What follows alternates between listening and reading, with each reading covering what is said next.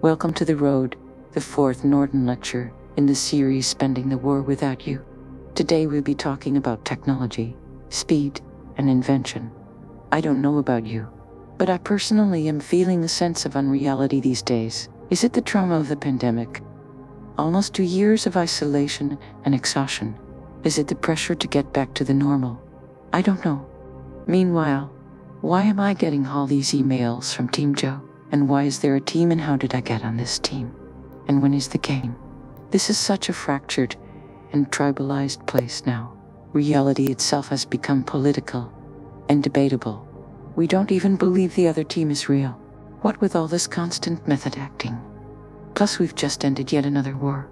But since it was the war on terror, aka the Forever War, and because it was a war against an emotion and not a country, it was a hard one to wage and a hard one to win. You know, the world is so hard to understand, but that problem goes away when you just stop thinking about it. Meanwhile, technology is defining our identities and coding us as patterns, as traceable clicks. So who is this creature we call ourselves? Or they, their, them, his, her, him, itself? Don't answer that, because no one's actually interested in your opinions.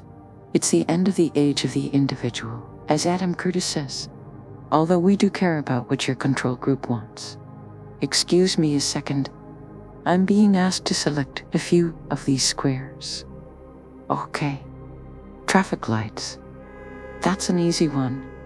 Do posts for traffic lights count? Do shadows? And here's another one. Wait, did I pass or flunk the traffic lights? Select all squares with fire hydrants. I'd have to say that none of the squares have hydrants, plural. These tests can be so tricky.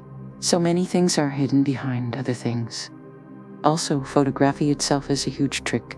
And by the way, supposedly certain male frogs and flies will actually try to mate with photographs, which is a mistake that human males can easily make as well. So here we are in yet another acronym. The so-called completely automated public Turing test to tell computers and humans apart. Today we'll consider the role of technology and art in the long history of the creation of golem, automatons, cyborgs, robots, and digital entities. But I have to say I see this less like advanced AI and more like puppetry. Sometimes technology and the internet promise to expand your world, to enlarge your point of view. On the other hand, the internet is, as my friend Justin says, assisted living for millennials, unquote. For example, I myself am shopping right now for a fuzzy onesie. And you too can very easily go on a date, see a movie, go to the bookstore, or present your own concert without ever leaving your chair. But what happens when the iCloud breaks, and why is there so much anger, fear, and repression now?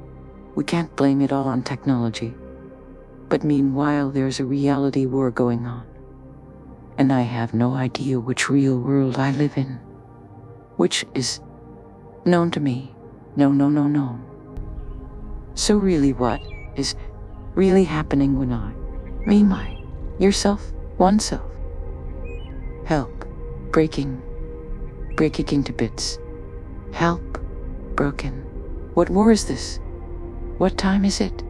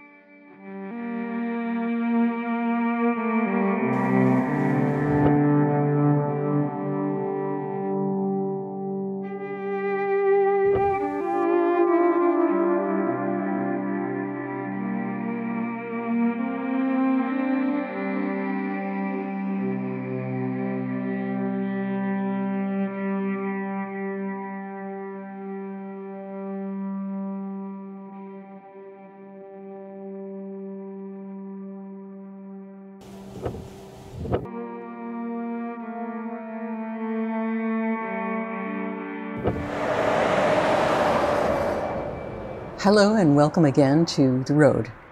I chose this image because it suggests that we're going somewhere. But doesn't it seem like we're moving into the future so fast that we can't see where we're going? Like, the further we go, the less we know. Today, I'll be talking about speed, the avant-garde, invention, the iCloud, acceleration, dematerialization, and my own relationship to technology. I'll be talking about how technology affects our sense of self, and how theories about the future of technology can create fear of the future. I also chose the image of a road because I feel kind of lost, like I've lost my sense of direction. Hello. Excuse me. Can you tell me where I am?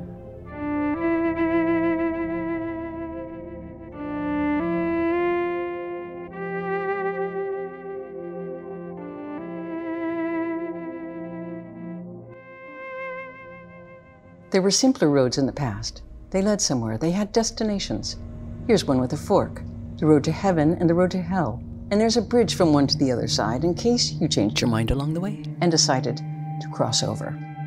These days, things are faster. You can build your own road. This is a 3D printed version. You can roll out like a carpet in any direction you choose. And I like this kind of improvisation and construction speed. You know, my middle name basically means gas. It's Phillips. And family lore was that my great-uncle, Jesse Phillips, was part of the clan that founded the Phillips 66 Gas Company. And I loved seeing my name on all these stations and up on these really big signs. The 66 part of the name came from a road test of a new fuel when the car reached the new record speed of 66 on Highway 66. Take my way, that's the highway, that is the best. I also loved that they used a kind of sheriff's badge as their emblem. Well, it winds from Chicago. Now, Route 66 started in my hometown, Chicago, and ran for 2,000 miles, all the way to the Magic Kingdom, Disneyland, in LA. And it still had some of the frantic romance of the gold rush, although the actual route was often through endless cornfields and badlands and food deserts. Recently, I tried to track Jesse down. I couldn't find him, but I did find Frank Phillips, the patriarch and founder of the company, and here he is in his chaps and 10-gallon. Now, there's a tradition for disguising roads that ran through desolate places, and I'm thinking of Potemkin, who lined the roads that Catherine the Great traveled with the facades of charming buildings and serfs dressed up in their holiday smocks, so Catherine would believe she lived in a beautiful, civilized country full of her devoted and well-fed subjects, at least the ones in the front row. Then there's the American invention of the Parkway, which was an extremely thin park with an aisle down the middle for cars. And in the 30s, the Palisades Parkway in New Jersey was a showcase for visiting Russians who were amazed at how many Americans had cars, and that these cars had their own scenic parks. More often than being trailblazed, new roads are built on top of old existing paths. In the early 20th century, as more roads were built, 19th century railroad tracks were pulled up, and the owner of this route, the Southern Pacific Railroad, used the track beds to lay their bundles of fiber optic cables as the company evolved into the massive communications network under their new acronym, SPRINT. In 1974, Namjoon Paik, one of the first artists to use video as an art form, invented the phrase electronic superhighway to describe this new wired place. And as these networks became more complicated and interconnected, they began to blur and change into something both more amorphous and enveloping, a kind of cloud. And in his book, The Prehistory of the Cloud, the writer, Tung Hui Ho, looks at the cloud's military origins and ideologies and its potential to exert control over people.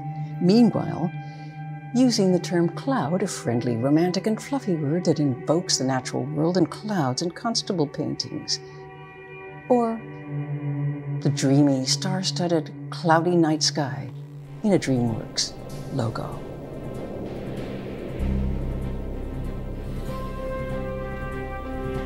Last week, I was in DC at the Hirshhorn Museum, where an exhibition of my work opened in a show called The Weather.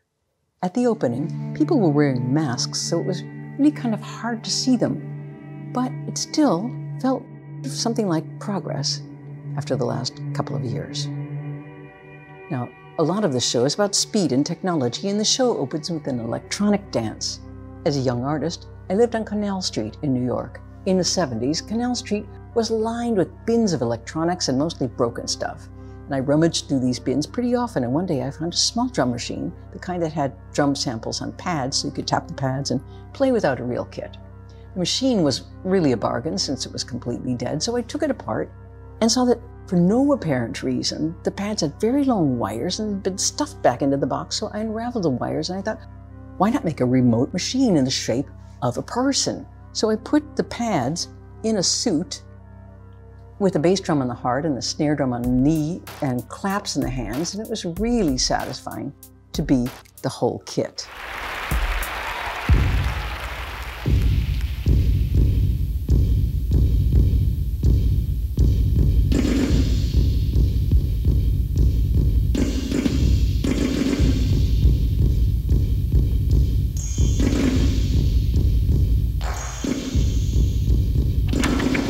Also in the exhibition were lots of violins I designed.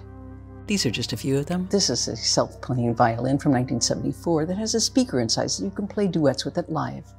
And here's a tin violin from 1974 also that I played in some concerts about drowning and sound. This is a phonograph, and it has a needle on the bow and a record with one sustained note per band. And it's played by dropping the needle on to the record, and it's genuinely hard to listen to. This is the tape bow violin, which has a playback head mounted on the body and audio tape instead of horsehair on the bow, so the sounds were forward as well as backwards. Now, written palindromes are predictable. God is always dog backwards, but audio palindromes are completely unpredictable. Although some are reliable in both directions. The word say is always yes backwards, no is one, mean is name.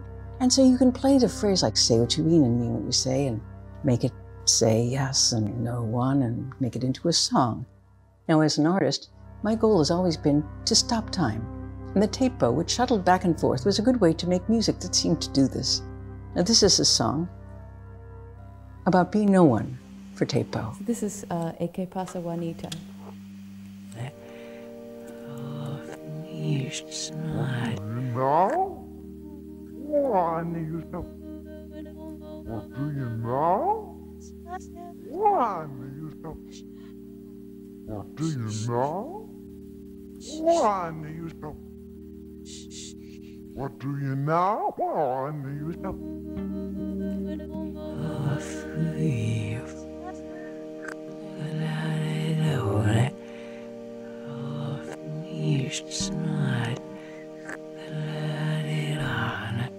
I used the tape bow in some orchestra pieces I wrote, and it was hard to convince the musicians to play with this. First, I had to attach the electronics to their instruments, which no one wanted me to do. When I showed them how it worked, they'd say, I didn't practice 30 years to use this gimmick. But you know, a lot of string players feel that chops are in the left hand and expression is in the right hand. The bow arm. And I said, actually, it's really hard to play. Give it a try. And when they saw how hard it was to do, and that their skill really made a big difference, they agreed to play it. Well, not all of them agreed to play it. Here's a 16th size hopped-up Suzuki played by this dummy who sometimes also talked. I was a terrible ventriloquist, so I would play the violin, and sometimes I'd keep on talking without noticing that his mouth had gotten stuck in the open position in a kind of silent scream. Now, this is a camera that I used in a performance about NASA called The End of the Moon, which I also attached to the frog end of a bow so it could be played like this. And this is the video bow. There's just a camera attached on the end of this bow, and it's looking here at the room.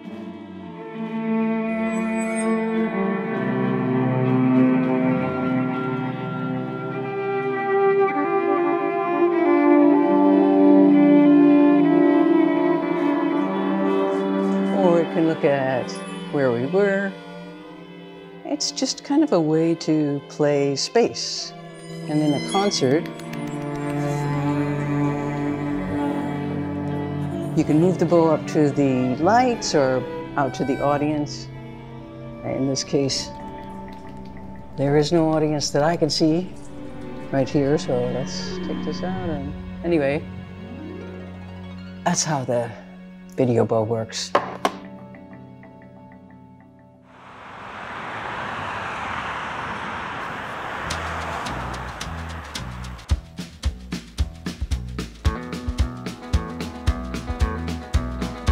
On the road again.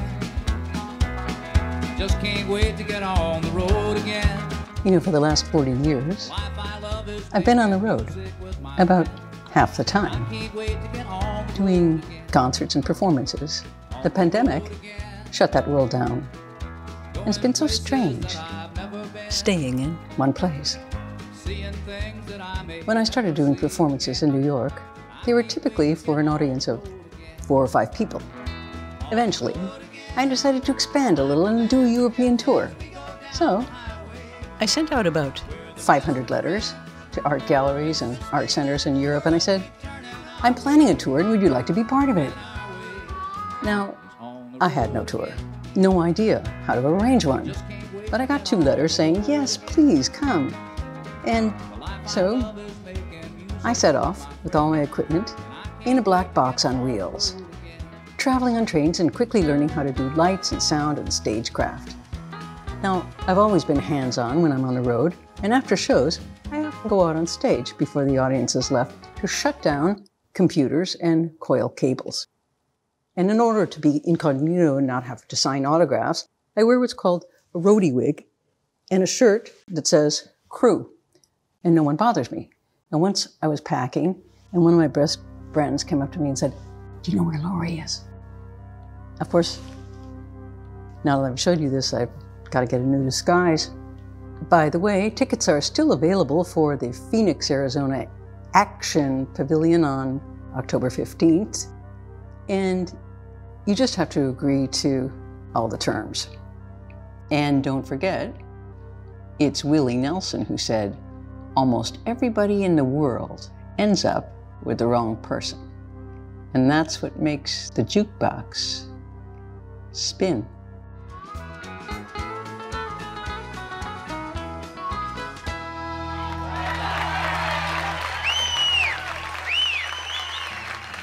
You know, a lot of Willie's songs are about loneliness.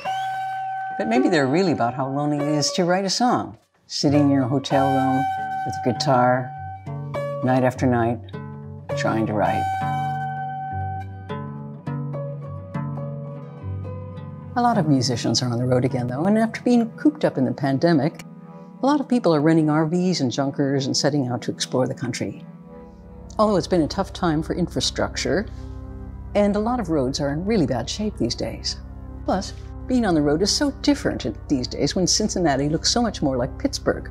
But for artists, it's an interesting time since the country is so connected, and art centers are everywhere, and you don't have to move to big cities anymore to be an artist. You just move around, and as long as you have a really good internet connection.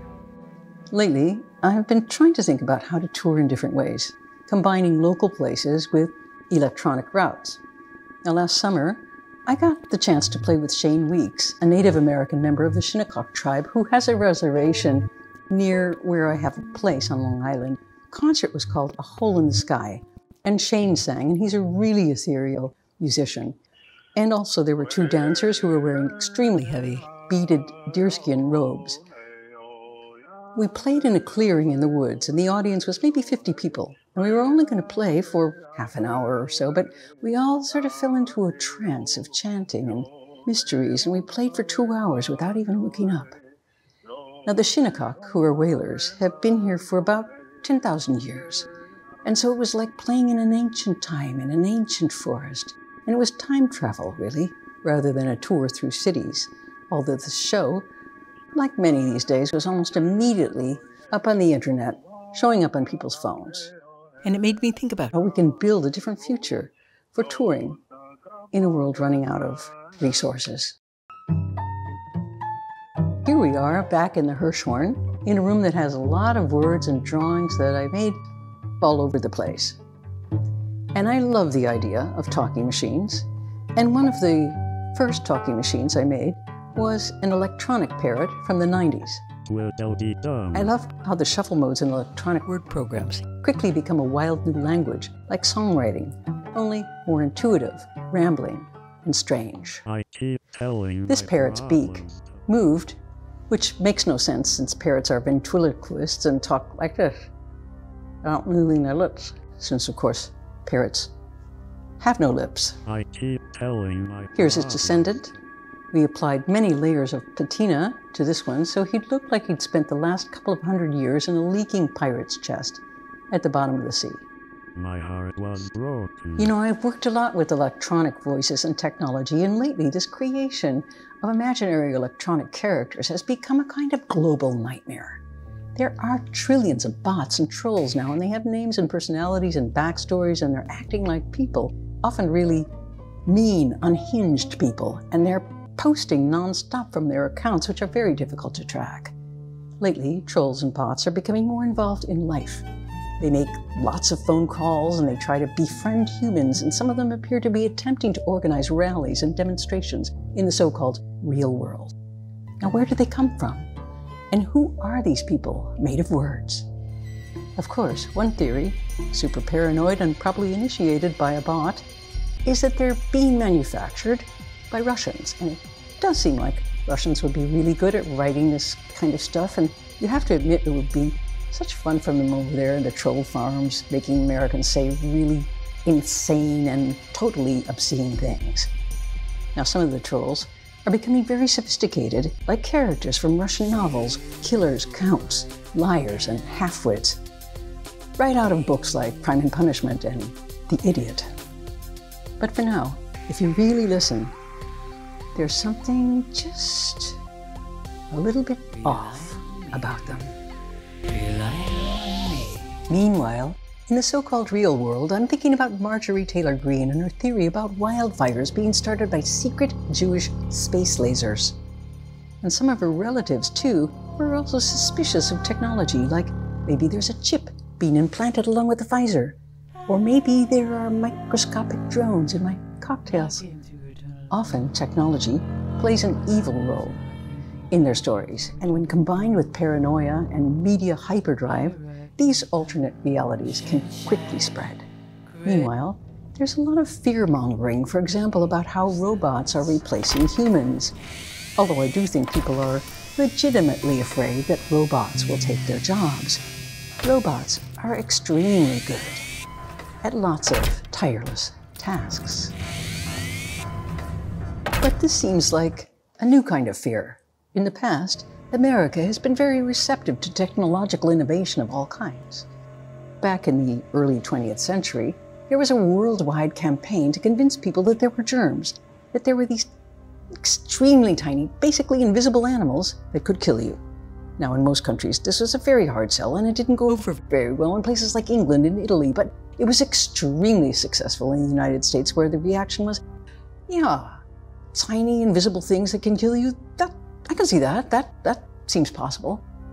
Now, this mixture of science, technology, and paranoia sometimes has unpredictable consequences. One of the side effects of the American germ campaign was that it created an era in which people became obsessed with hygiene. Hygiene became a kind of actual aesthetic. In the clean, spotless, one could say sterile 50s, we began pasteurizing everything in sight, eventually doing things like shrink wrapping individual slices of cheese. And then, of course, there's the aerosol cheese that you don't have to touch at all.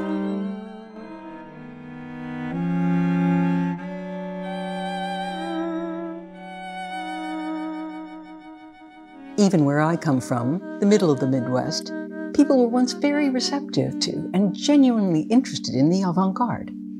In 1934 and 35, Gertrude Stein crisscrossed the country giving 74 lectures, and she quickly went from being a complete unknown to a curiosity to a national celebrity in a matter of weeks.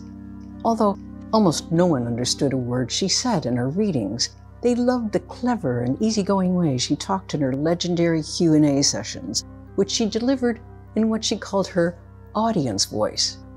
Then, the autobiography of Alice B. Toklas became a best-selling book, and her experimental opera, Four Saints in 3 acts, starring an all-black cast, had a 6-week run on Broadway.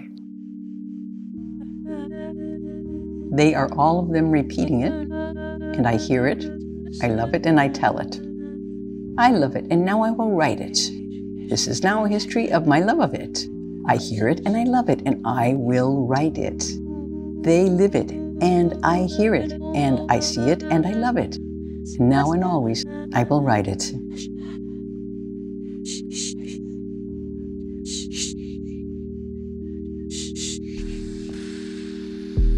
And even back in 1882, when Oscar Wilde did a tour of the US, he enjoyed a similar weird popularity.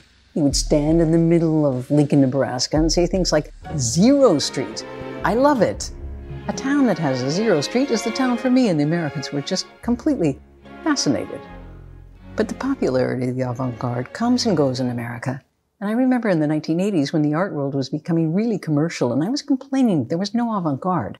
Everything was like pop culture. And my manager said, "Why don't you find a cafe and sit at a table and just, start one?" Why don't you get an old beret? And why don't you find an old cafe and sit at a table and write something new that's never been heard before? Or write your own manifesto. That would do. Just make sure you use a pencil so you can always get it, right. But what's happened to the avant-garde more recently? And how does technology affect it? For one thing, the world's sped up so much that there's no way to stay ahead of things. I remember the moment when I saw a really striking image in a painting in the show that opened in Soho on Saturday appeared in an ad for jewelry in the newspaper on Monday morning. Meanwhile, physical things, printing studios, darkrooms, and recording studios are all being swallowed into the same laptop, and everyone began to use the same programs and filters.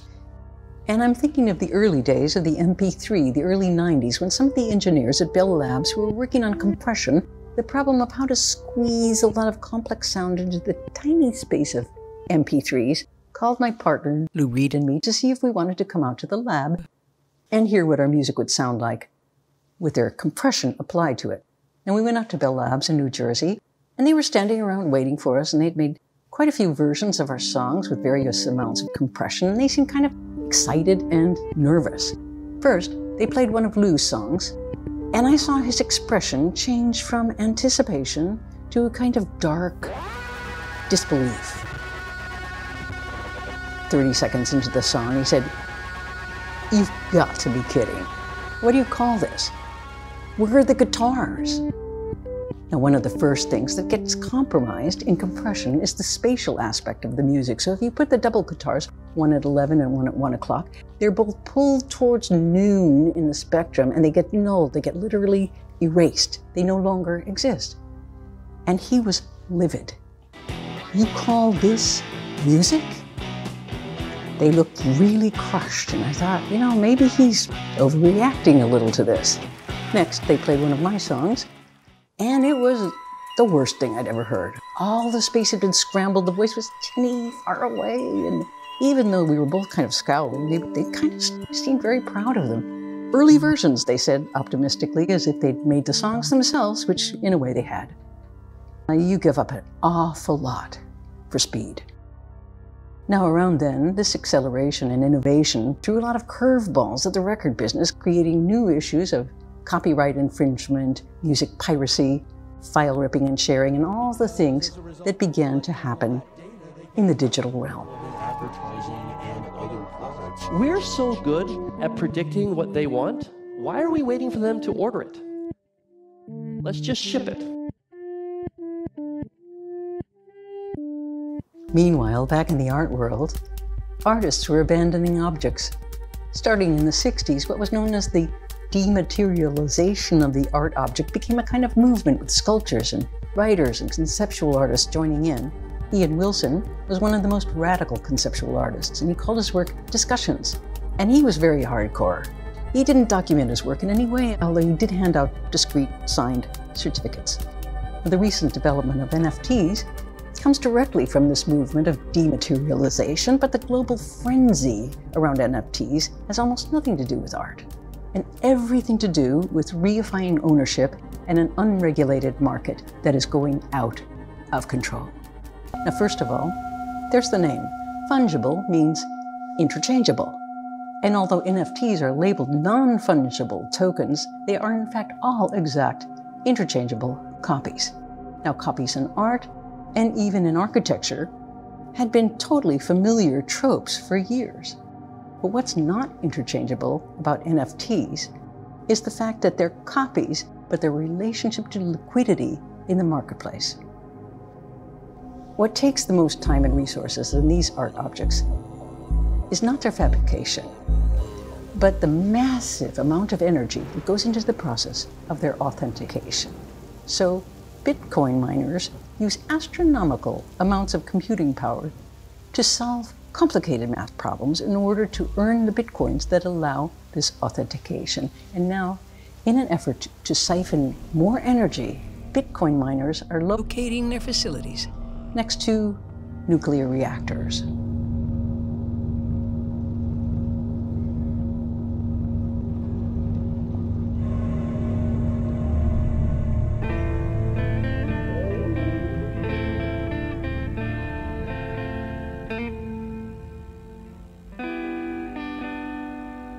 This magic moment. You know, my favorite NFTs sell moments. Moments like authenticating, for example, a winning moment in a game, or a shape-shifting political event. And they authenticate it and sell them in editions of 500, 200, or 1 with a sliding scale. It's nothing new to sell magic moments. Security and happiness have been bought and sold for as long as things like perfume and fashion could promise them. In addition, we have massive industries that can actually create desire that wasn't there. And to this end, they can even create false memories. A perfume that can make you miss Paris with a deep, almost painful longing, even though you've never been to Paris. And then there's the future, which stretches out in front of us. Like down on Wall Street, where buying and selling futures is the main business. Buying and selling things that don't exist yet, have not been made, things that have only been thought about. And it is these thoughts, these predictions, that are for sale. And it is the slight chance that these thoughts could one day be made into things that keeps the market spinning and spinning and spinning and spinning.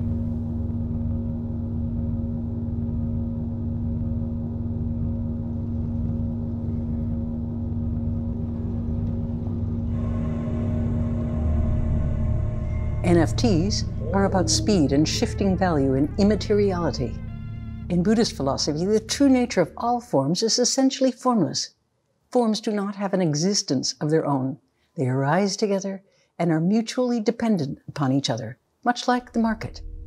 NFTs and the basic tenets of nothingness in esoteric Buddhist philosophy have collided in the formless. Speaking of reality, it's hunting season in Texas again. This time it's for pregnant women, and it's legal bounty hunting. And may I ask exactly how this is so different from the Taliban? And what does this have to do with technology?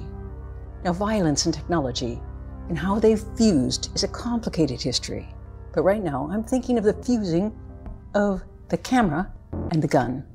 Now, many people have felt the camera as a weapon, as a forceful invasion of your behavior and of your privacy, and how that can also weaponize your personal information. I just wish Susan Sontag was still here, and could say a few things about this strange hybrid, this weaponized flying camera. And speaking of vigilantes, I'm thinking back to the days when the NRA was campaigning in Texas to convince women to carry guns in their handbags for protection, when Ann Richards, the former governor of Texas, famously said, "I don't know about you, but I don't know a single woman in Texas who could find a gun in her handbag." The level playing field. And I'm thinking of the words freedom and death, and how these concepts play out in our world at the moment. Now, some people see guns as freedom, and others see guns as death.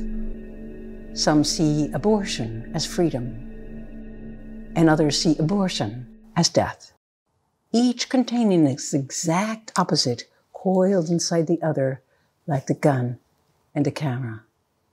And like Patrick Henry's snake, morality that has become politics has cut the country into pieces.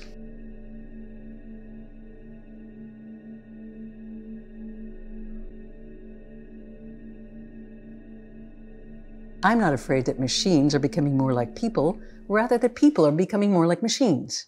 And it's odd how much military language has begun to seep into everyday conversation. For example, people are saying things like "copy that," or "boots on the ground," or "roger that," and they're using this urgent, serious, clipped tone of voice like they were issuing commands for drone bombings, and when they're actually just, moving desks and equipment or the water cooler like around the office.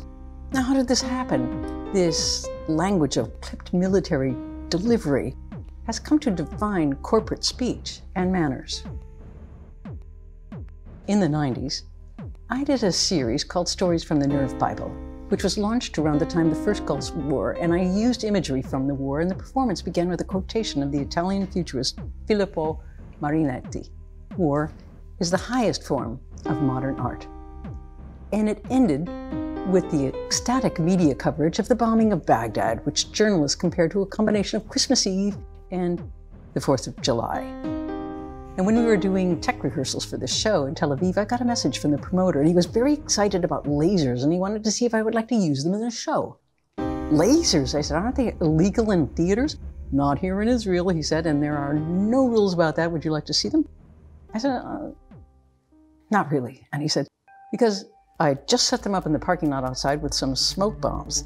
And I walked outside, and there was a large truck with a startling bright blue line of light coming out of the side. It was kind of a sharp line that looked like it was coming out of the, Star of Bethlehem in a painting about the birth of Jesus. Amazing, right? Shouted the promoter, who had been a munitions expert in the Israeli army.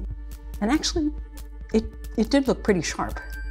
Now, I ended up spending most of the night in the parking lot testing lasers and adding smoke to make funnels of light and tunnels of them, and I loved them, and I decided to use them in several sections of the show.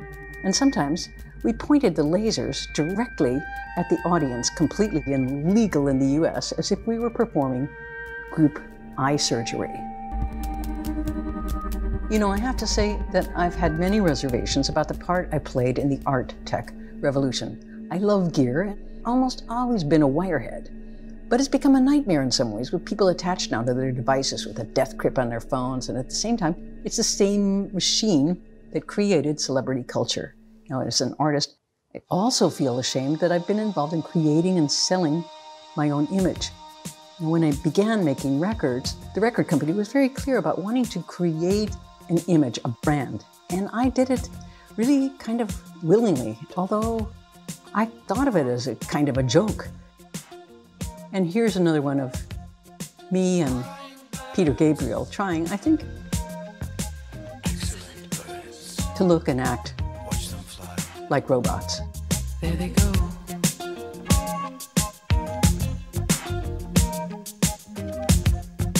Falling snow. Excellent snow. Here it comes. Watch it fall. Long words.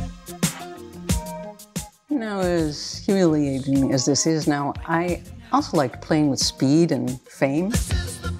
When I found myself in the pop world, everything was moving fast, and I just wasn't thinking. That's my excuse anyway. These days, owning your image and your brand is the same as creating identity. And it's sometimes an onerous job, especially if you have to be a one-person PR department. Here we are. We're all for sale now. Sitting by the window, watching the snow fall. My first experiments with image and identity initially had to do with screens and flat surfaces. Now, the mirror is a kind of early technology. This is something called looking into a mirror sideways, and it was about what happens when you don't look straight on into a mirror, when you're trying to subvert something that has face value. Now, when I was a kid, I remember a clothes closet in the hallway with these double doors, and there were two mirrors, and there was like seemingly endless reflections in them. And I remember going in there and doing like Rockettes movements and watching my multiple bodies as they shrank to nothing in both directions, as if there were two vanishing points during the Cuban Missile Crisis. I remember being very afraid that long-range nuclear warheads were going to rain down everywhere, all over the place, and that we were going to disappear. So going into the closet felt very safe. Of course, these things are pretty easy to do in video now.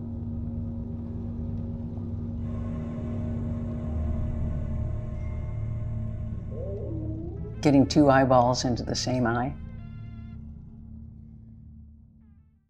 You're on Zoom now, so reach out and just measure the size of your head.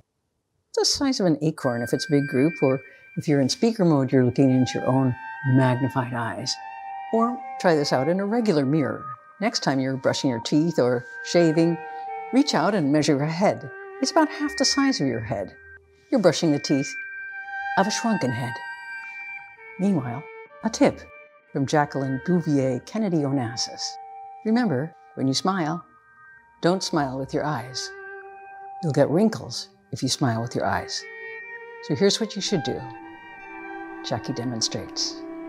She smiles a strange, wide grin. Her eyes are wide open, like a statue. Now, you try. Smile, but don't smile with your eyes. You'll get wrinkles. Take your time.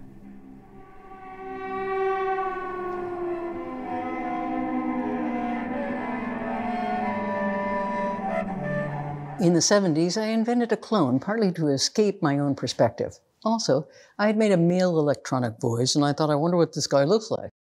Plus, it's more interesting to have your opposite number next to you, your sidekick, your evil twin, your alter ego, your devil's advocate, whatever. Right. I mean, you wish there was another you. Yeah. So I talked to a design team about it, and I mean, cloning is still in very early stages. But I think we did a pretty good job, and we were dealing with duplicating speech and a certain musical ability and logic. Interesting. And a few things came out sort of strange, but then I think it's always strange to see some kind of reflection of yourself. And anyway, we do work together, and sometimes he's on his own, but I think it's working out really well, don't you? Well, I write the music, and it's pretty interesting work, really.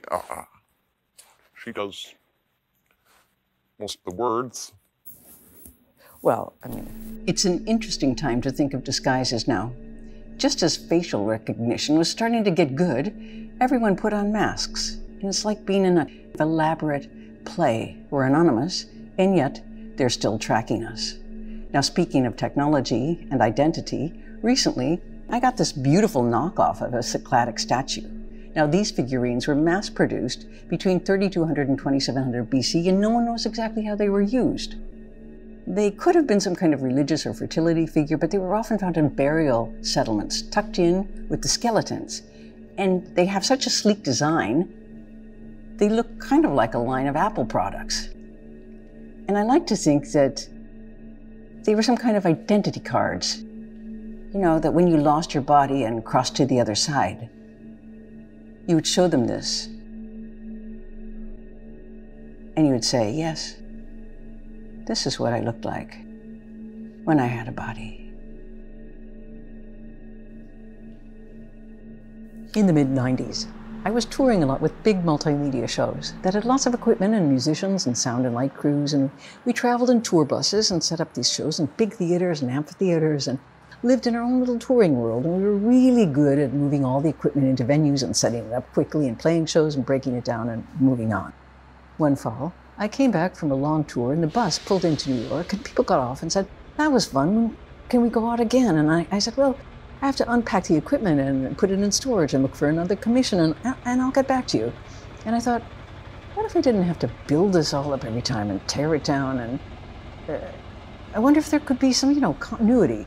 So I put all my work in a box and it fit in a disturbingly small box, records, films, CD-ROMs, digital projects, books, and I sent it to Paul Allen, the co-founder of Microsoft, and I said, I'm looking for a Medici. Now, I didn't expect to hear from him ever, but he got in touch with me and he said, let's meet. And we met in a bar and we were standing there drinking beers, and I'm not used to asking people for things, so I was really very nervous and I was sweating, and suddenly, you know, the glass that I was drinking in just slipped out of my hands and fell and broke on the floor, splashing all over his really bright white California pants. And that actually sort of broke the ice. He was a little socially awkward too, and we began talking about all sorts of things. Whales and how they hear and what they might be thinking, and I realized, oh, we're both like super nerds, and everything was good from then on. And I said, you know, I want to make something called the Electronic Theater Company, and we'll produce an opera about Moby Dick and an electronic symphony and all these interactive artworks, and we talked for a long time. And in the end, Paul financed my company, which I called Electronic Theater Company, etc., ETC. And in exchange, I became a kind of consultant for something he was doing called interval research. Now, this was a Silicon Valley enterprise that involved about 100 people, researchers and designers of all kinds, and people like Bob Moog. And he said, basically, here's $100 million. Just tell me what people will all be doing in 20 years, how they'll be walking, talking, listening to music, making plans. So I would go to Interval a few times a year and wander around and give the artist perspective on these amazing otherworldly designs. And this was really fun, although I felt like such a fraud. A designer would show me his newest development in haptics. Basically, he was mapping out a whole new art form of touch. So you could put your finger on a surface and it would seem to slide like ice. And another program felt like rubble, and then water, and then silk. And it was a whole story through touch, a whole new art form. And I didn't really have that much to contribute. So I'd say things like, how does it work in this iteration, or in this, you know, substantiation, which is a code word in this world for I have no idea what you're talking about.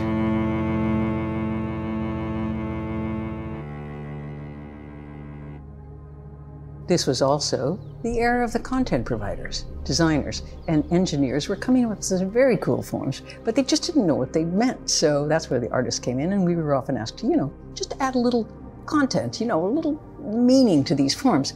And then they put them out in these very fast, sophisticated delivery systems. Voila, art. So the word content became a very weird and loaded word. Now, I myself have very few rules about how good art really works. I actually don't know. But I do know that the perfect marriage of form and content is one of the basics. What things look like and what they mean are inseparable to me. I was having a hard time. Plus, they were digitizing everything in sight, and it resulted in a very odd split between form and content. Now, I continued to go to Silicon Valley a few times a year and built a production company in New York for my projects. Then one evening, we were at an art tech event in New Orleans, and it was late at night, and everyone from Interval was around the dinner table, and a lot of them were discreetly talking on their phones. And I said to the person next to me, who's Eric talking to at this hour? And he said, they're trying to meet the midnight patent deadline in Washington. And suddenly I saw what was actually happening. This company didn't want to know what people would be using and doing and thinking in the next 20 years. They wanted to own it. And so every idea you come up with along these lines, we'd already thought of and stamped and owned.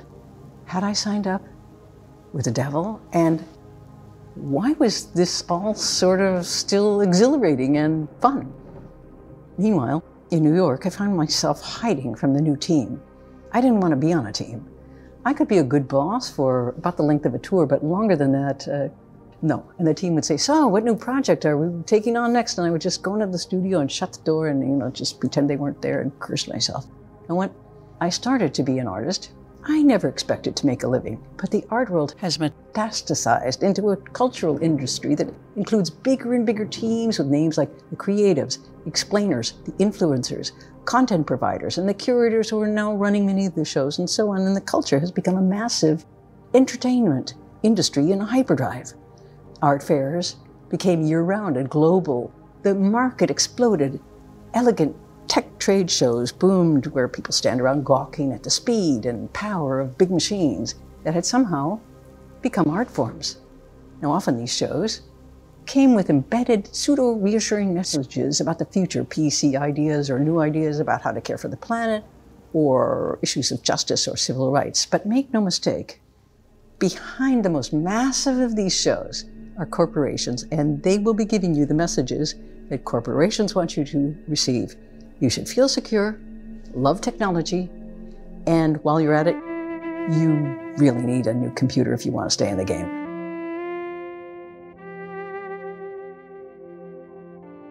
In my neighborhood, Tribeca, which is an artist-converted warehouse district, Disney and Google are the new neighbors, and both are 3 blocks away. Here's Disney going up, which looks like a NASA launch site, and here's the new Google headquarters on the other side. These are not the neighbors whose door you could knock on in an emergency. This is corporate America.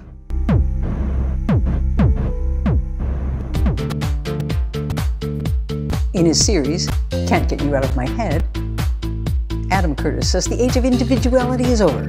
So stop trying to make yourself distinct. Don't make the mistake of trying to create a style. It's futile. There are too many people.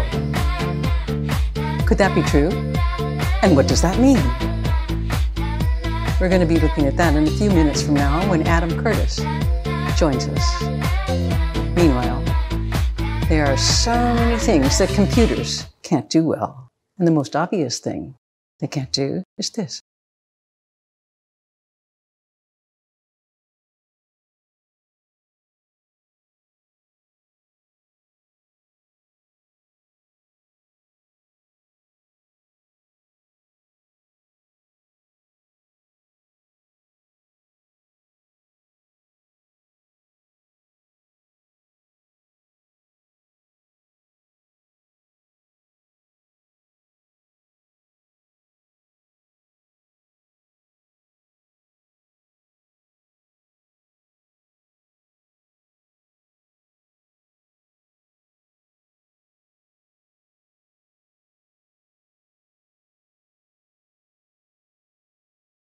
Now, if this kind of silence happens at a dinner party, it's a disaster until someone clears their throat or, otherwise breaks the spell. But there's no such thing as digital silence. It's on or it's off. And as computational systems speed up, it's impossible to stop working for more than a few seconds before you get a message, something like this.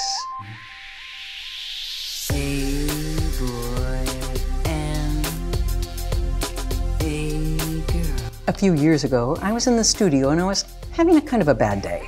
The music I was making sounded a lot like static, and I couldn't think of any way to fix it, and the phone rang, and then a voice said, "Hello, I'm from NASA, and we'd like you to be the first artist in residence here." And I said, "You're not from NASA." And I hung up the phone. Sometimes when you get a call, and it's your secret fantasy coming to life, you can't believe it. So anyway, they called back and they said, "No, we're really from NASA, and we'd like you to be the first artist in residence here." And I said, "Wait, well, what does artist in residence mean? I mean, what does that mean in a space program?" And they said they didn't know what that meant, and what did I think it meant? And I said, "Who are you people?" Eventually, I decided I was going to take this job, and one of the good things was that there was absolutely no job description. I could just simply make it up. It was a good opportunity to improvise, so I decided to start by just being a fly in the wall.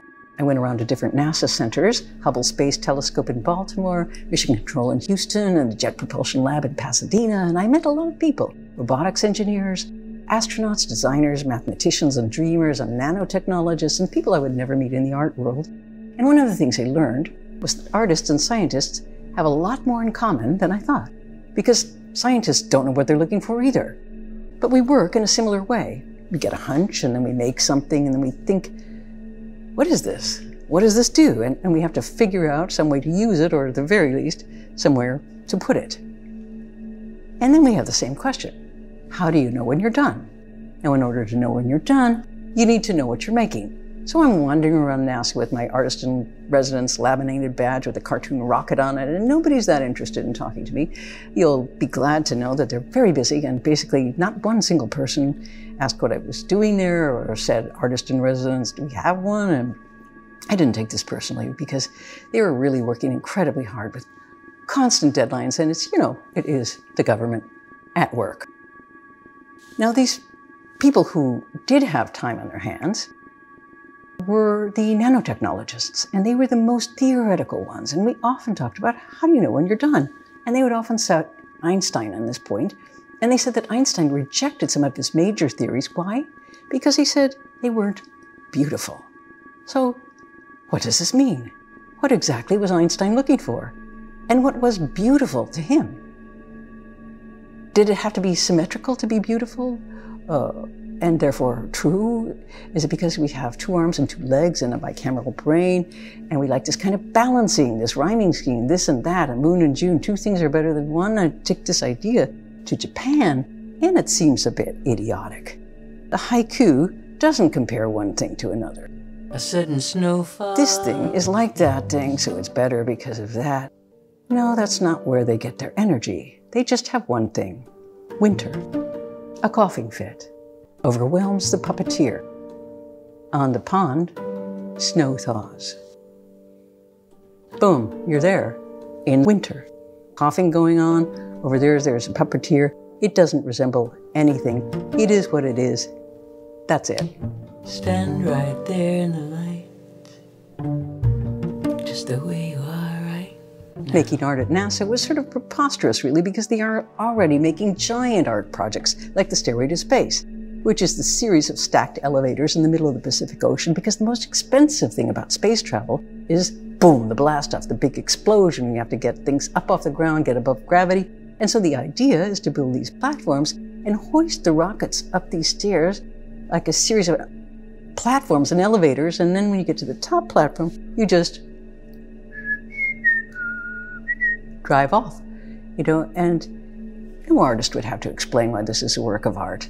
It would be obvious, it would be accepted in most biennials as an artwork, no question. Yes to technology, tech, and art were one. I also spent some time at Hubble headquarters in Maryland, and I got to talk to the people who were interpreting the data from the telescope and then making images from these numbers.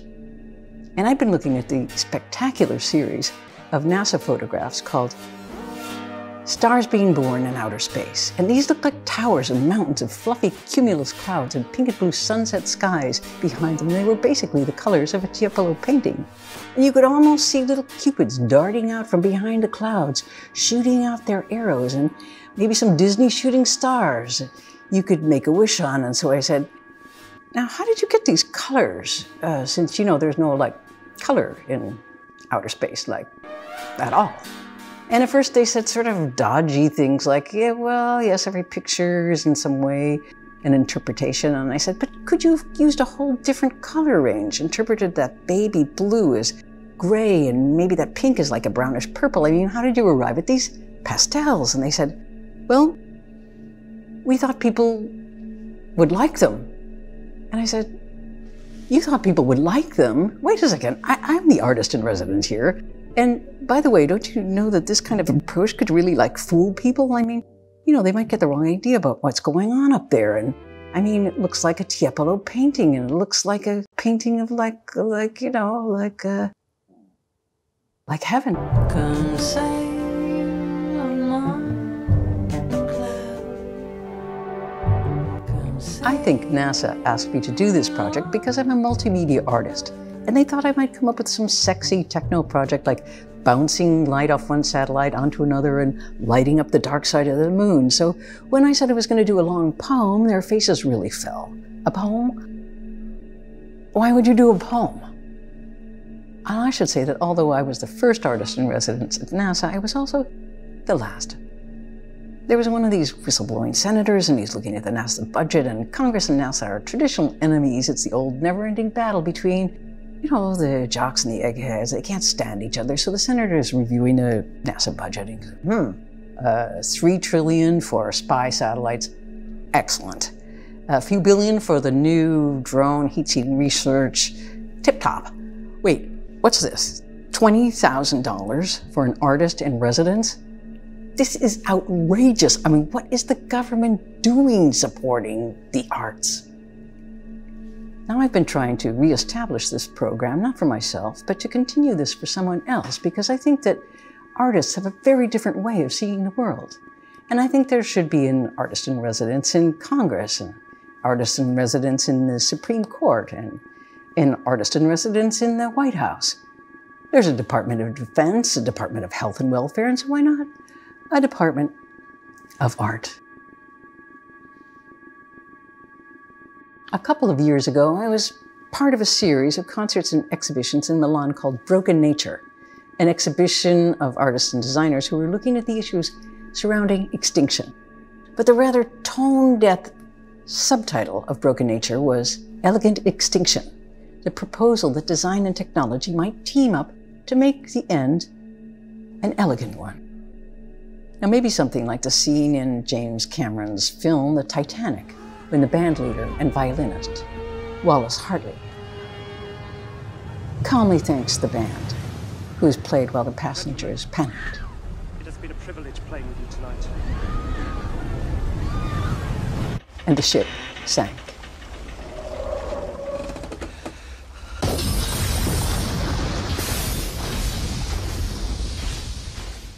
So many things are breaking right now. It seems like we're constantly trying to solve multiple problems. Sometimes come up with quick fixes, like this one, a way to sort of bridge over the problem. And there are also many schools of thought that take a very upbeat approach and dream of tech utopias and how to build these utopian worlds on top of the old ones.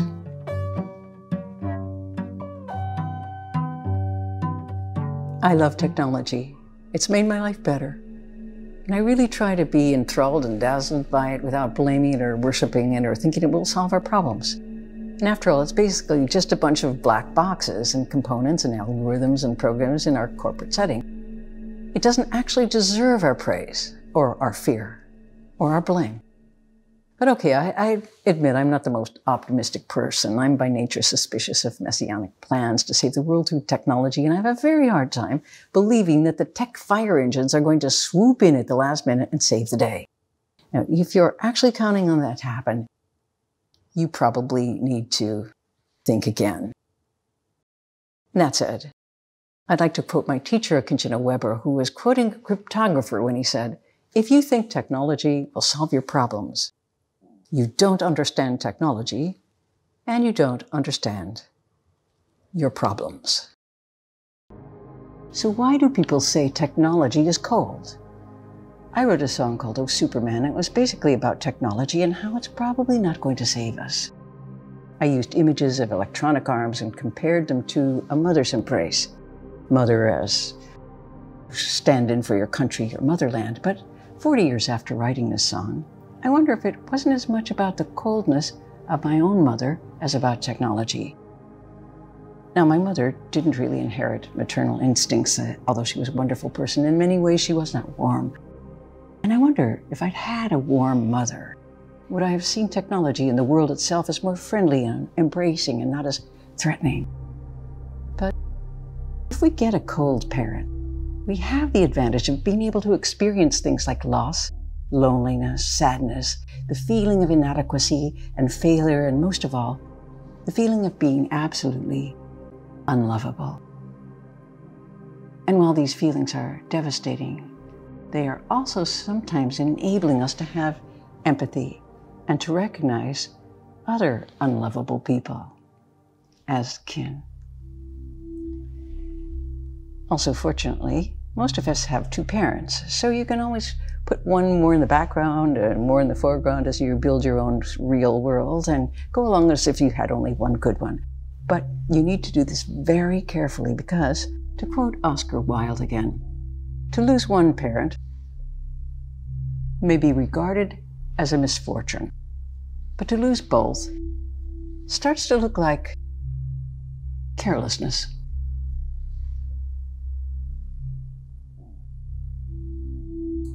I'm sometimes afraid I might be one of those old farts who keep saying the old avant-garde was better than the new avant-garde, and I actually don't think that. It's just a radically different new world with a lot of amazing things happening.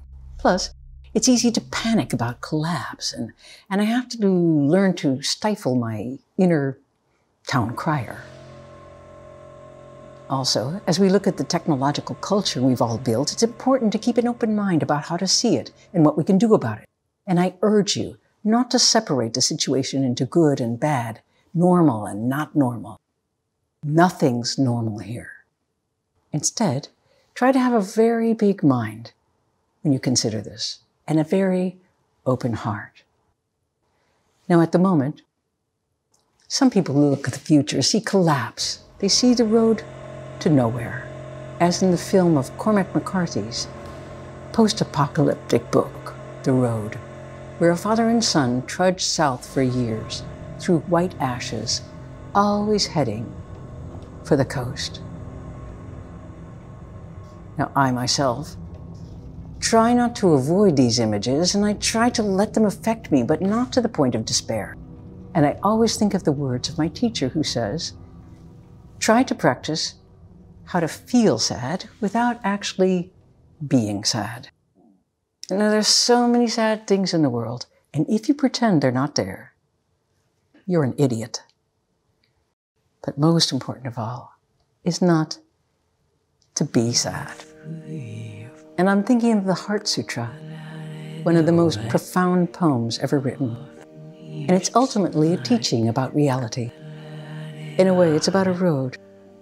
It's a poem about going and gone. It begins with the word gate, gate, gate, paragate, gone, gone. Gone beyond going, utterly gone. Gone beyond the idea of road, gone beyond progress. Gone beyond the idea of gone. And with that, I'll be going.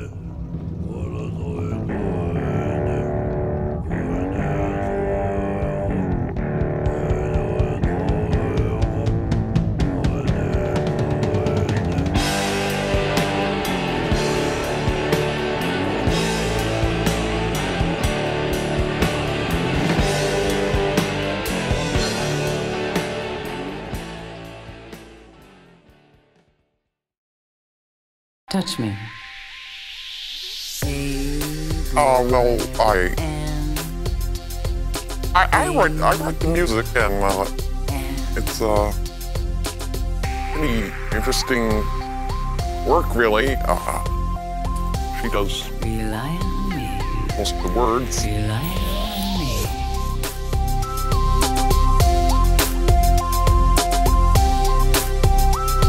Between your hands, always ready.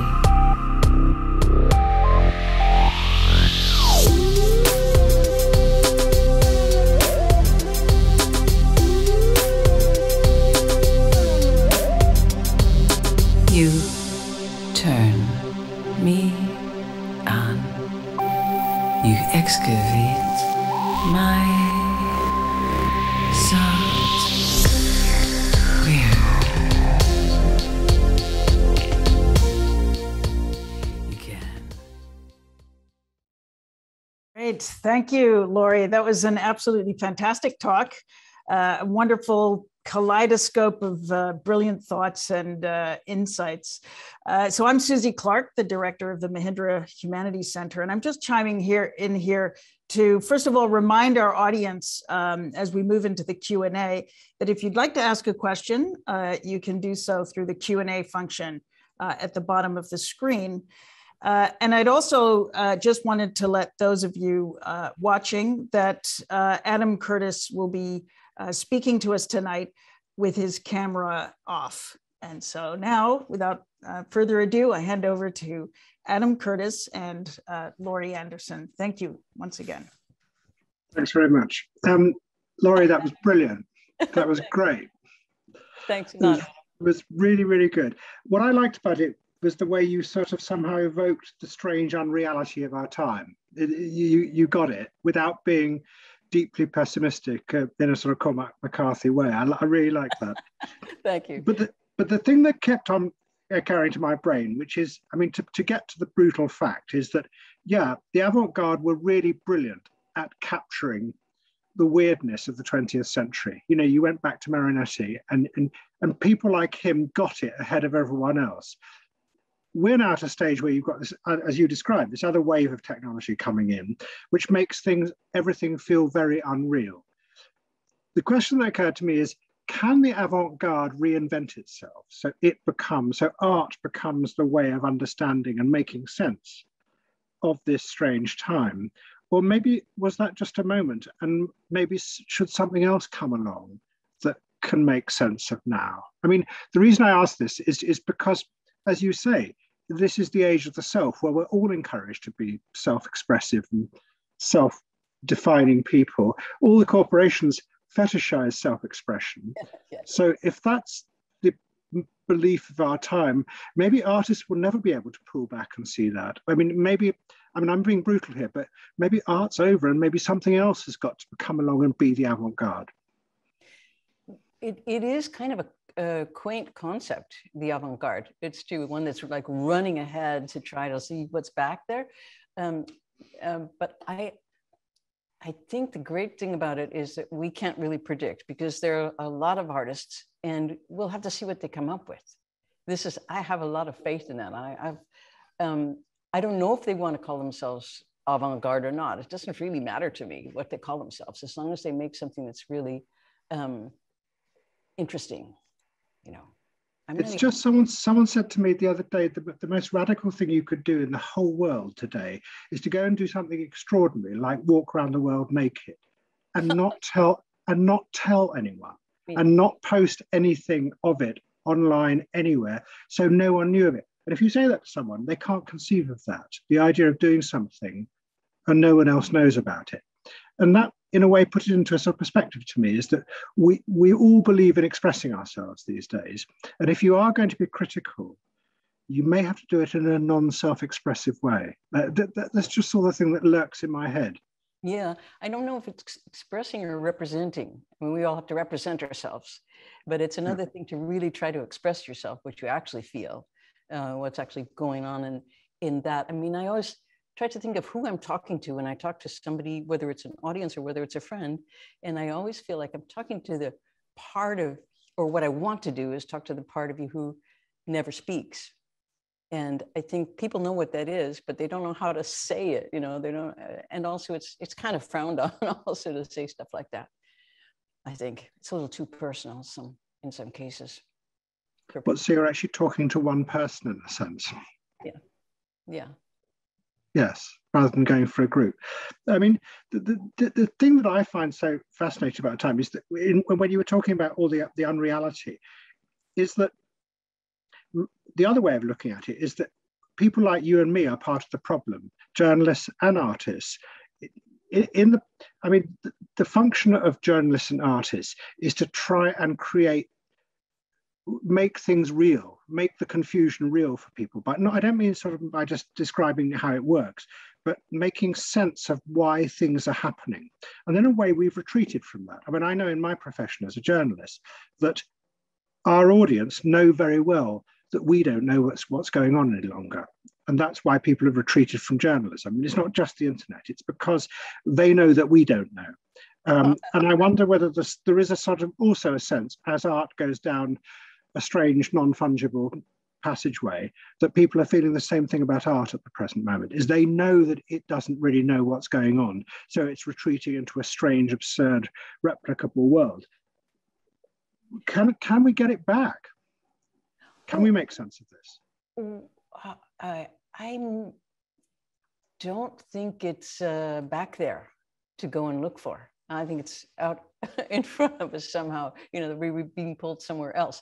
I wasn't trying to be too nostalgic about how in the old days people, you know, were more in touch with each other or with ourselves. So I don't know what the responsibility of artists is. I mean, I think the responsibility of everyone is try to see things as they are and not as you think they should be or could be or would be.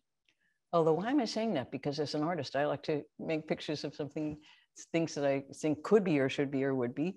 So reality is something of a strange issue, because I also love art that goes out on very strange limbs and has nothing to do with this at all. I learned so much from looking at your films about this, though, about what the disconnect is between what you present and who you kind of are. So it's especially interesting to hear your thoughts on this. Well, I think the thing that I think about our time, why it feels so unreal, is because so many of the things that we think we know are important have actually become invisible to us. I mean, I think that's true with the big forces around us, like modern global finance, like computer systems, and actually even nuclear science. All the things they describe to us and the way they work, you can't see them. I mean, I know this as a filmmaker. If you want to make a film about computers or about finance or about nuclear science, there's absolutely nothing to film, nothing. You end up in tears because you can't. So in a sense, they remain invisible because we can't get at them. And also, they're not narrative. I mean, the way algorithms work is so complex that they're not reducible to a narrative. So all these things remain sort of safe and isolated from examination by journalism.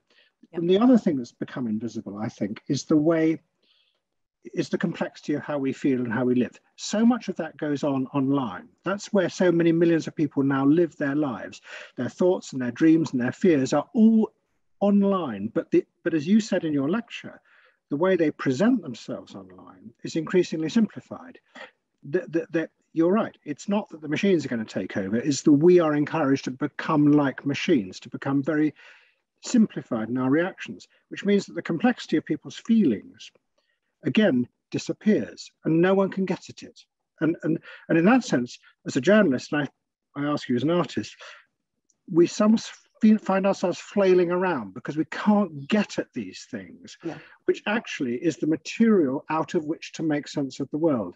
And it's an invisible world. And therefore, I'm saying, can artists and journalists do that? Or is their time over and something else has got to come along and make sense of it? But maybe I'm being too gloomy. No, I don't think you're being too gloomy. You are gloomy, but it's like, I think with our forebears, you know, in terms of the engine of what you believe and what makes you go on, you know, they believed in invisible things like God, heaven, all those things, and they built giant narratives about them. You know, a whole like, this is invisible. I mean, we have amazing imaginations.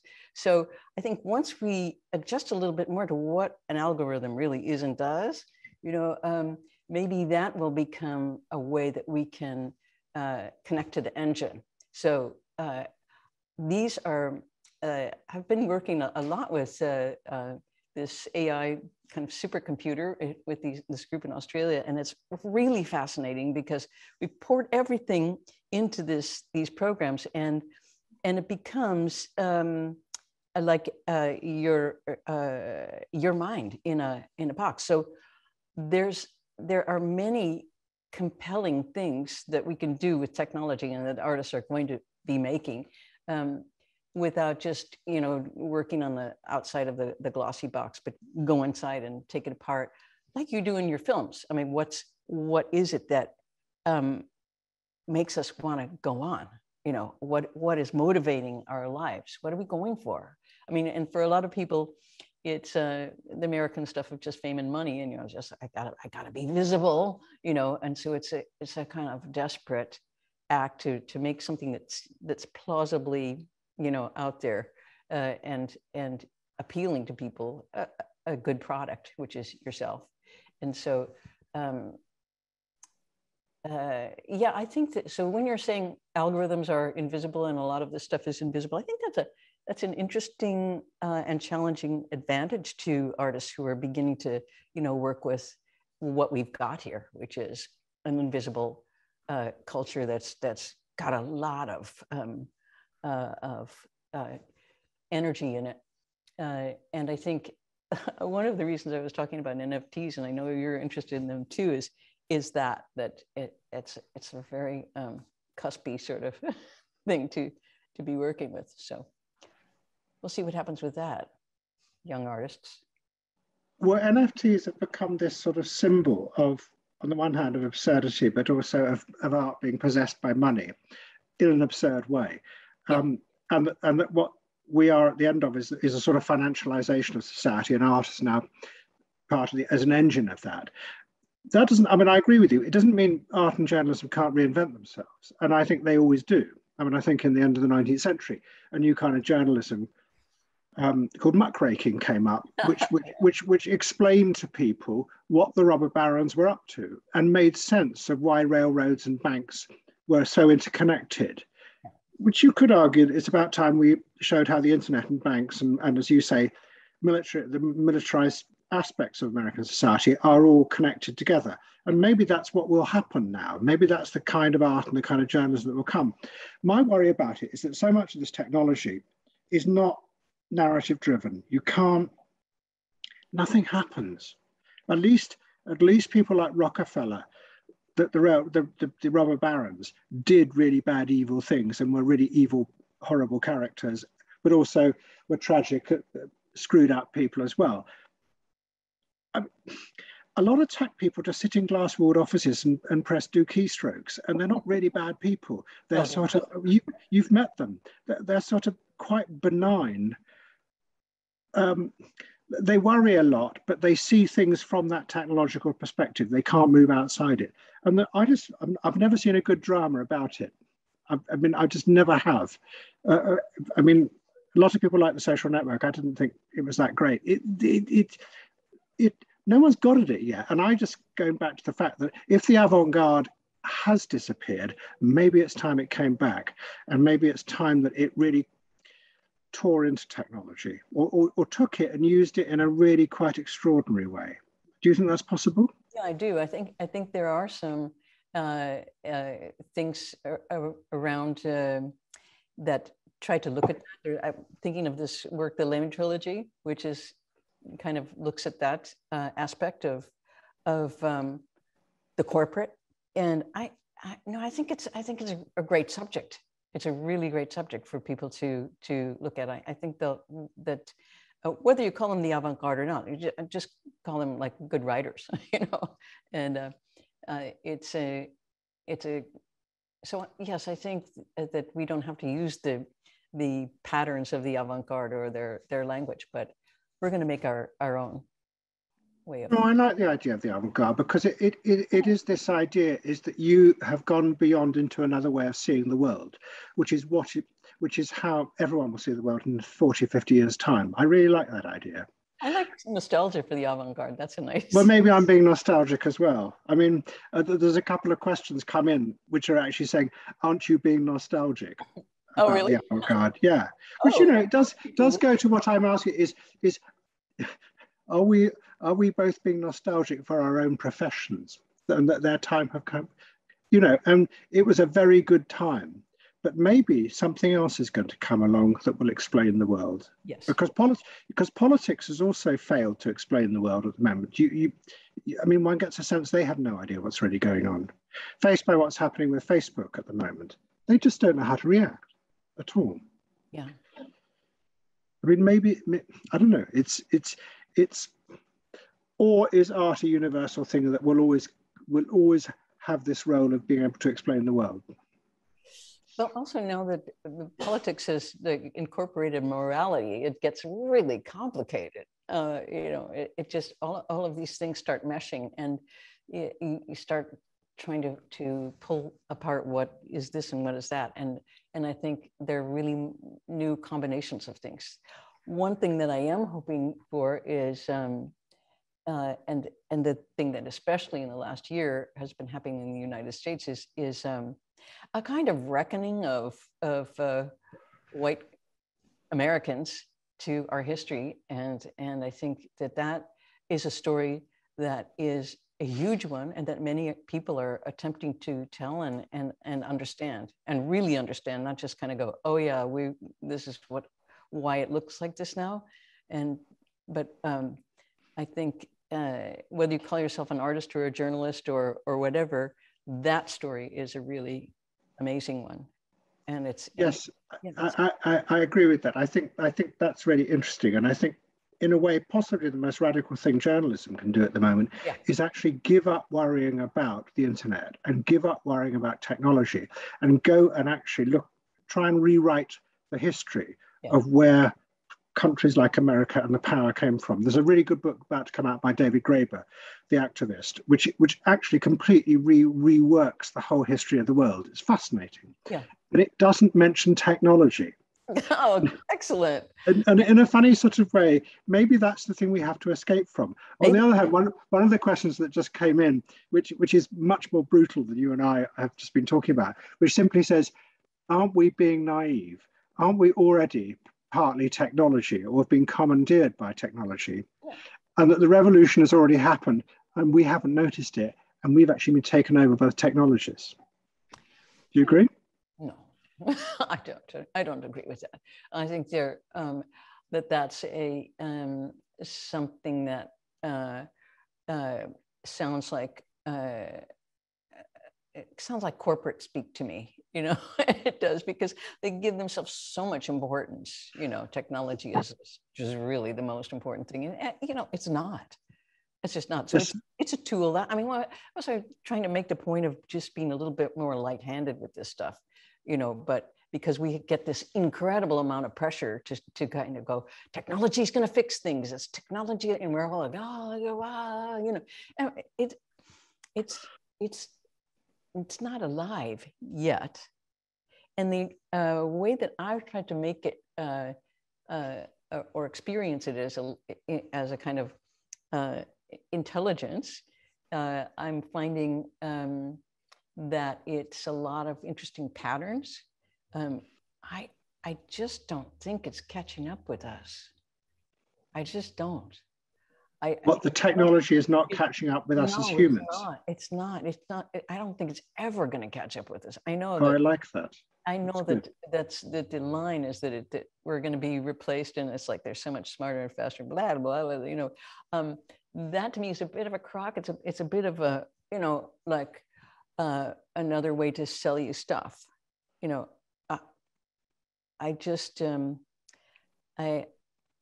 That said, I spent a lot of my time with AI talking to it. But it's a little bit talking to yourself, because what you put into those programs and those algorithms and the ones that they are using are your own experiences, human experiences. And then a machine kind of goes, and it comes up with some things, but maybe, and it's interesting to see how it grinds those things together. It's really interesting. But